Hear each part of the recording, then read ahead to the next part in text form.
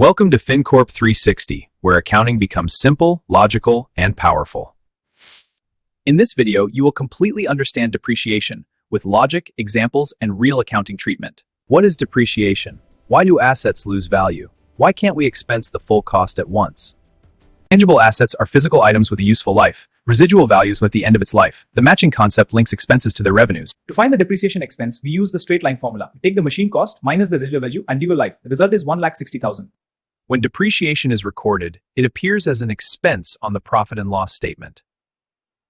Depreciation is a non-cash expense. No money leaves the bank, but profit still decreases. Because depreciation is an expense, it reduces reported profit. The expense lowers net income, even though cash hasn't changed. But that's only half the story. Depreciation also affects the balance sheet. The asset's value is reduced over time. Instead of directly erasing the asset, accounting tracks the reduction separately. The remaining value is called the carrying value, or book value. If a machine cost $100,000 and $30,000 has been depreciated, its carrying value is $70,000. The machine is still working, but its accounting value is lower. 1 expense, 2 financial statement effects. Depreciation reduces profit and reduces asset value. But remember, it's a non-cash expense. That's how depreciation flows through the financial statements. Now, let us examine the accounting treatment of depreciation. Depreciation account is debited because it is an expense. Machinery account is credited, reducing the asset's book value. In the direct method, the asset account itself is reduced. However, most companies use the accumulated depreciation method. Here, the asset account remains unchanged. It carries a credit balance and reduces the asset indirectly. On the balance sheet, the asset is shown at cost, less accumulated depreciation.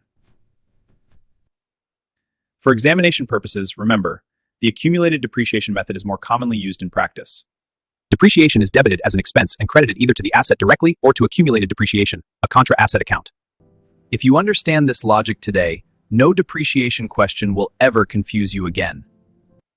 We go into second concept. In this video, you will master the types of depreciation with core concepts and formulas. Depreciation is crucial for accurate financial reporting. Different methods exist to match expenses to asset use. Professionals must understand it. Depreciable amount equals cost minus residual value. Useful life concept. Matching principle. Allocation versus valuation concept.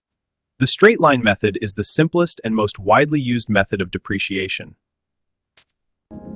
It assumes the asset provides equal benefit every year. So, the depreciation expense is the same each year. The formula is simple.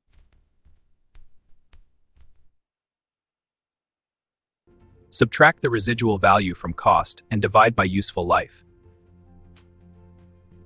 Let's take an example. First, subtract residual value from cost. Then divide by useful life. Then divide by useful life. This method is suitable for assets that are used evenly over time, such as buildings, furniture, and office equipment. The written down value method calculates depreciation on of assets reducing balance. The formula is straightforward. In the first year, depreciation is calculated on the full cost. In the first year, depreciation is calculated on the full cost. The remaining book value becomes $80,000. In the second year, depreciation is calculated on the reduced amount. This results in higher depreciation in the early years and lower depreciation later. This method reflects reality. Machines and vehicles lose more value in the beginning. It is more realistic for assets like machinery and vehicles. Depreciation is calculated on the reducing balance, resulting in decreasing expense each year. This method is an accelerated depreciation technique. It charges higher depreciation in the early years and lower in later years. First, calculate the sum of the asset's useful life digits. For 5 years, the total equals 15. The formula uses a fraction based on remaining life. Next, calculate the depreciable amount. In the first year, 5/15 of the depreciable amount is charged. In the second year, the fraction reduces. This creates a structured decline, higher in early years, gradually reducing. The logic is simple. Assets are often more productive and efficient in their early years. This method assigns higher weight to those years. The units of production method calculates depreciation based on actual usage. Instead of time, it focuses on how much the asset produces. First, calculate depreciation per unit. Then multiply by the number of units produced during the year. Let's apply it. Depreciation per unit equals 1. Suppose the machine produces 20,000 units this year. Annual depreciation will be 20,000. Depreciation varies based on usage. This method is ideal for manufacturing units where wear and tear depends on production levels. The machine hour method calculates depreciation based on the number of hours a machine operates. Here, time of usage, not years, determines depreciation. First, calculate depreciation per hour. Let's apply the formula.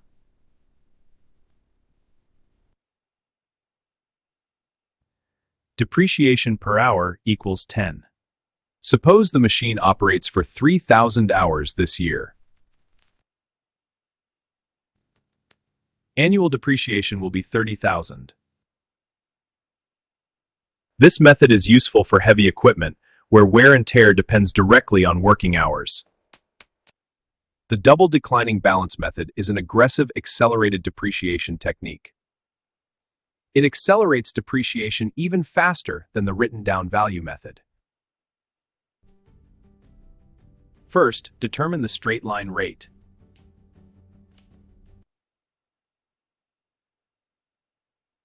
Then double it. Depreciation is calculated on the book value using the doubled rate. In the first year, depreciation is significantly higher. This method is used in advanced corporate accounting when companies want faster cost recovery in the initial years. Each depreciation method follows a different logic.